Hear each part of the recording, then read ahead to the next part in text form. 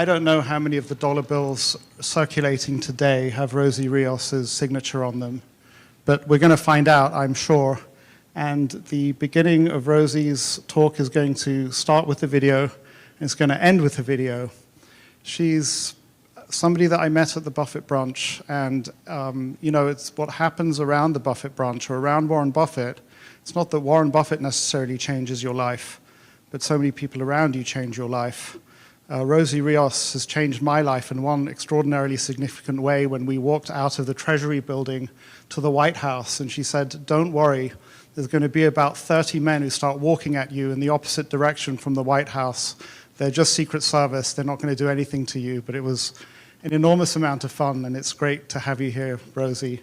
And now we'll roll with the video. Money's kind of an interesting thing. People seem to like to talk to me about it. I mean, they don't ask me how to dance or anything like that, but they do ask about money. And so if we'll put up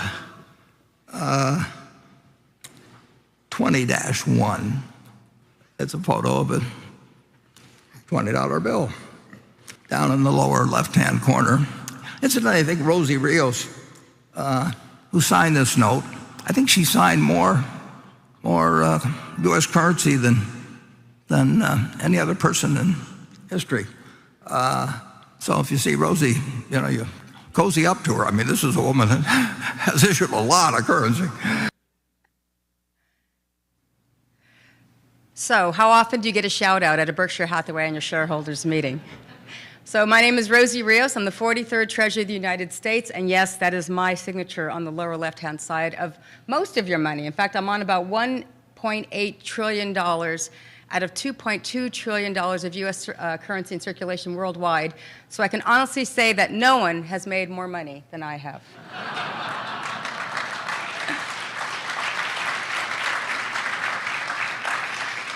So interestingly enough, so yes, I was fortunate enough to have served on the Treasury Federal Reserve transition team at the height of the financial crisis in 2008. And you know, this is one photo, of course, that I will never forget. How often do you get to share a stage with these colleagues? And for those of us who remember the financial crisis, it was a very, very scary time.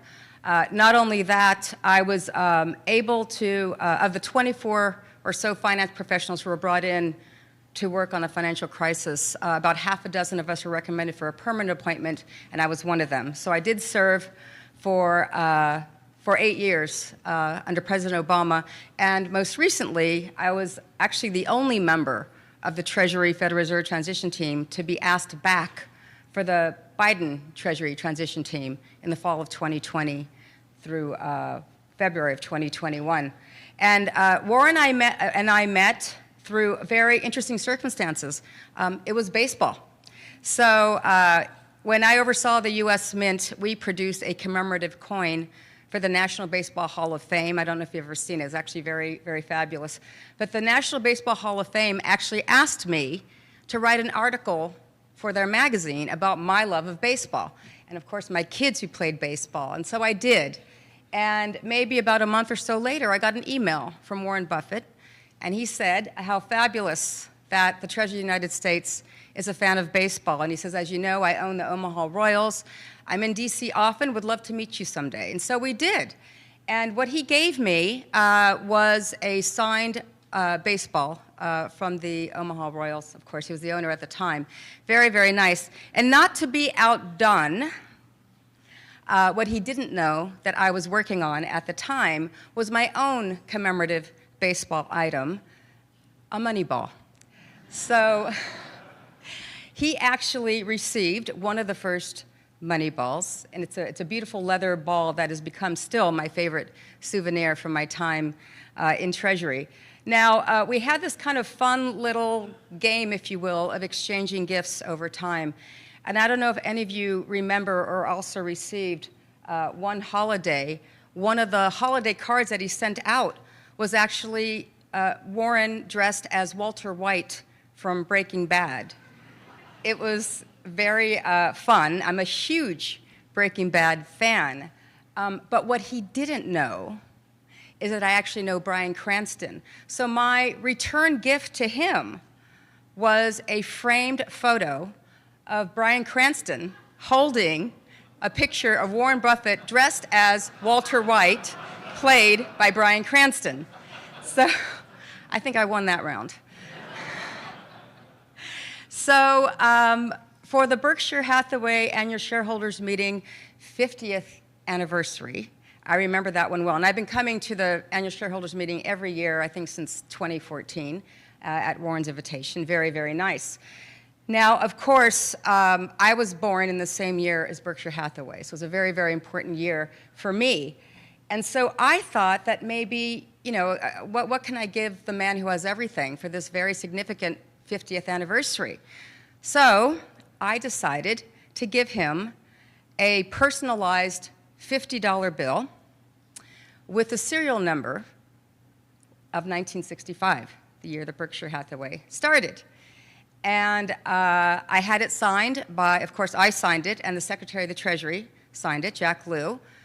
And so I gave that to Warren as a kind of a private, personal gift. And what do you know, not to be outdone, but he did outdo me, because he made it page 1 of the 50th anniversary book for the Berkshire Hathaway Annual Shareholders Meeting. So it was very, very nice of him. But let me read to you what that text in the blue says. It says, "This very special $50 bill was given to me by my friend Rosie Rios, Treasury of the United States. Both Rosie and Jack Lew, Secretary of the Treasury, were kind enough to autograph it. Note the special serial number commemorating the year of our acquisition of Berkshire. When 2065 rolls around, I hope that I, or possibly my successor, can obtain a similar $100 bill." So what do you think I did? Yes, I gave him that $100 bill. Now, I thought I won that contest, right? I won, hands down, except, how can you finish it off this way? When he sent me this photo of both signed bills in his office, framed along with the rest of his family. Well, you know, you won, Warren. Hands down, you won. And so I want to end this by sharing with you something that was very, very special, a big milestone in my life. So after my third tour of duty, which was the Biden Treasury transition team now that would have been spring of 2021, I was thinking about a lot of different things in my career. And I came from the private sector. I was managing director of investments for a $20 billion firm based in San Francisco before I joined the transition team in the fall of 2008. And after my 10 years in DC, and then the transition team for President Biden, working with Secretary Mnuchin and President Trump at the time, I started to think really hard about my next step. And should I go back into the private sector? Should I take these opportunities that were being offered to me back in public service? A lot of decisions to be made. So who was I going to call to really help me think this through? Of course, I called Warren. And I said, Warren, this is where I'm at. This is what I'm thinking about. I'm not quite sure exactly what to do. My mom just had her first stroke at the time, and my daughter was at UC Davis in California. I was back in the Bay Area, so I had a lot to think about, a lot to weigh. And he said to me, I will never forget it, he said to me, you have done your public service. You've done more in 8 years than most people do their entire careers. He says, this is about you now. It's time for you to invest in you. He says, don't always take what comes your way. I'm sure they're offering you the sun, the moon, and the stars, but what is it that you want to do? You got to follow your heart. You got to follow what's meaningful to you. And I thought about that for a long, long time, and I made the commitment at that time to not go back into the administration. And I started a number of things. I'm the co-host of several investment reality shows, doing a bunch of different things. And then something happened about a year and a half ago. So who remembers the bicentennial of 1976? I do. Yes, I do very, very well. I was 11 years old, and I remember clearly my bicentennial quarter, which I still have, by the way, so 25 cents as an 11-year-old girl was a life savings. I still have that. I remember taking the field trip to the Freedom Train that brought around the national treasures around our country. I remember seeing on our black and white TV the tall ships coming through the New York and Boston harbors. I remember clearly July 4th, 1976 in Hayward, California. It was a foggy night, but those fireworks were never brighter. So when I was asked by President Biden to lead our country's effort in planning the 250th anniversary of our country in 2 years, 2026, how can you say no? And that opportunity would not have come my way if I didn't really think hard about what's meaningful and think hard not just about the past, but about our future. I want my kids to feel what I felt on July 4th, 1976. I want them to love our country the way I love my country and the way I think everyone still wants to come to this wonderful and resilient country to pursue their own American dream. So I'm going to end my presentation with this video that we have launched as a public initiative for what is now called America 250.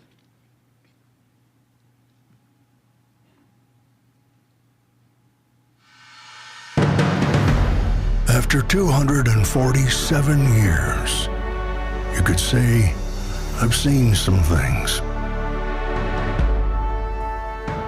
Building a democracy from scratch, it isn't easy.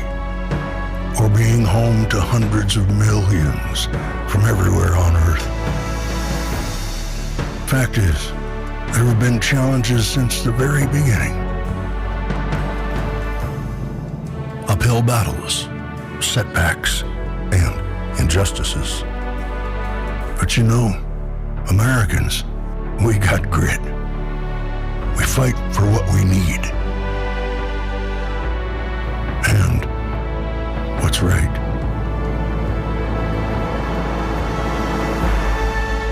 What we want for the next generation. We take care of each other when it gets rough. Inspire each other. Innovate together. Get the job done. And create so much opportunity. Heck, that's probably why folks have been inspired to come here for so long. And now, we've got a pretty big anniversary coming up. The big 250. So, in honor of that, we're launching America's Invitation, a chance to share your thoughts on our past, the heroes you love, and your dreams for the road ahead, because your dreams will be our future. Your story is the American story.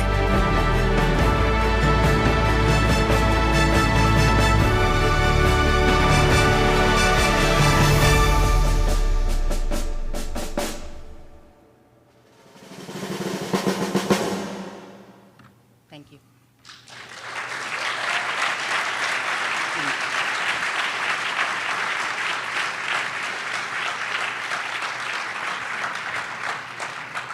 And it is so appropriate that that movie is shown at the Berkshire Hathaway meeting, because Berkshire Hathaway is an American company. I remember, and you know, I feel a sense of patriotism even though I'm the only member of my family who doesn't have American citizenship, and I've chosen to make my life in Switzerland. But I tell people that if I'd not spent 18 years in the US and kind of become American, I wouldn't have been able to move to Switzerland. And one of the first conversations I had with somebody in Switzerland was somebody who had this whole idea about how Berkshire Hathaway could have moved its insurance operations to Bermuda and saved an awful lot in taxation, the way a lot of insurance companies have done. And I don't think that that person understood the mindset of Warren Buffett. And he would never have done it no matter how much money he could have made, how much taxes he could have saved, which is part of the same spirit. Rosie said she'll take a couple of questions, so And as that's happening, just a couple of qualifiers too. So by the way, we are a bipartisan congressional commission. We're not a presidential commission. I'm the only one appointed by both Congress and the White House. This is a 24-member commission who are appointed by the House and Senate majority and minority leaders. So we're exactly half Democrat, half Republican, and that's exactly the way we are focused. This is not a partisan issue. In fact, our appointing officials, which are Senators McConnell, Senator Schumer, Leader Jeffries, and Speaker Johnson, have all made it very clear three things. One, no party politics allowed. Thank you. Two, we can't fail. There's no extension. There's no do-over, and our country really needs this. And three, how can we help? And they've been amazing. Every single one of them have been amazing, and that's exactly the path that we are taking moving forward.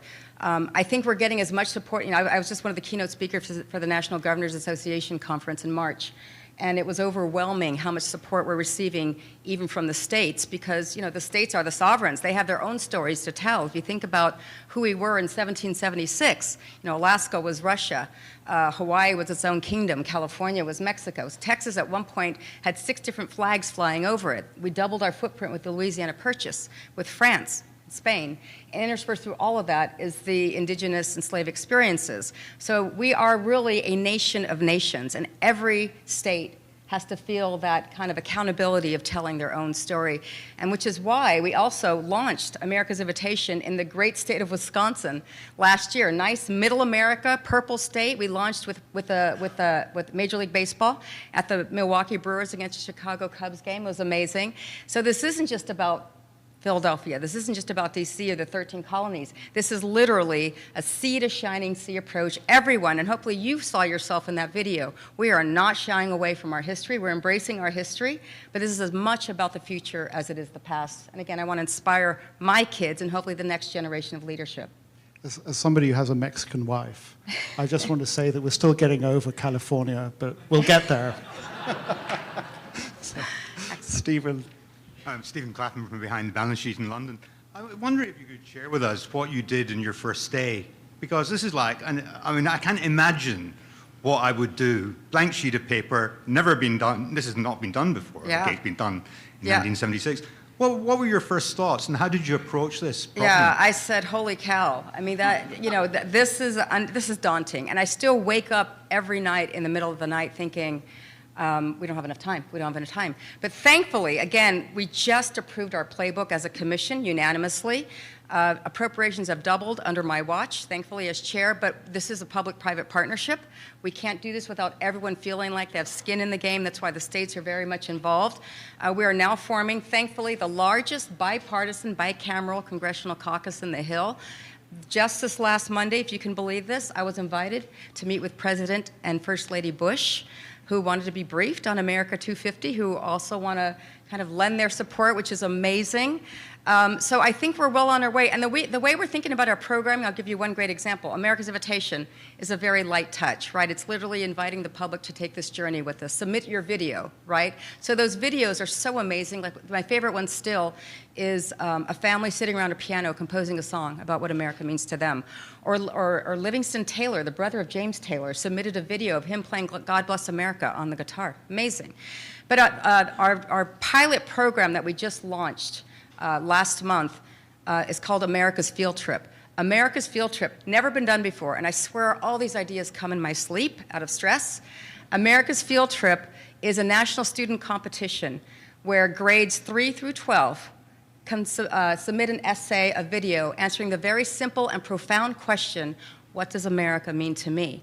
But the beauty of it is the award recipients, the winners, get to choose from a whole series of backstage experiences, most of which had never been offered to the public before. So in the 10 years that I was in D.C., I know all the backstage experiences. And in addition to our commissioners, most of the federal agencies are also part of our commission. So the National Park Service, the Smithsonian, the National Archives, the Library of Congress are all part of our commission.